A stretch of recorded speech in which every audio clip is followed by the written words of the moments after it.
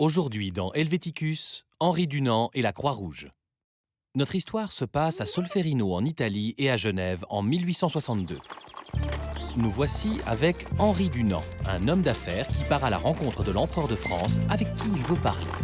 Le voyage arrive à son terme lorsque soudain, Henri Dunant se retrouve devant un horrible champ de bataille. Il y a beaucoup de blessés et personne pour les soigner. Mais il faudrait un médecin. Ah, en voilà un.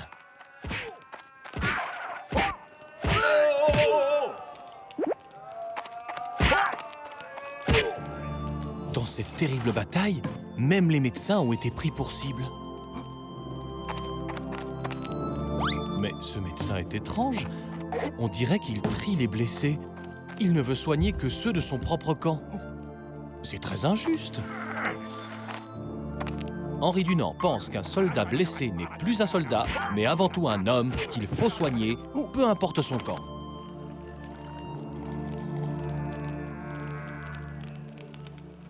Il y a trop de blessés, et ils ne peuvent pas être soignés dans ces conditions. Henri Dunant a une idée.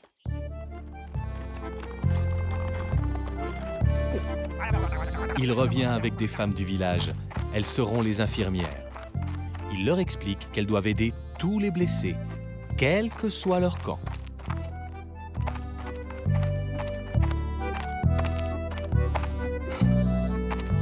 Henri Dunant a dit tous les blessés, les bleus et les blancs. Voilà qui est mieux. Maintenant, il faut amener tous ces blessés à l'abri. Le village est en ruine à cause de la bataille, mais une maison tient encore debout.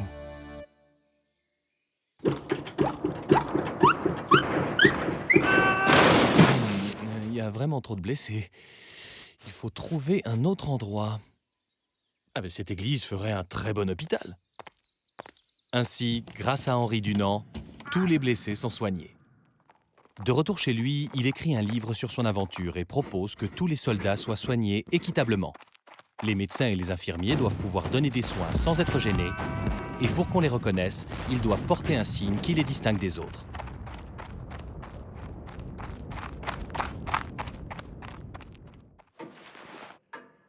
Henri Dunant envoie son livre à toutes les personnes importantes dans le monde, et toutes sont d'accord avec lui. Il faut faire quelque chose.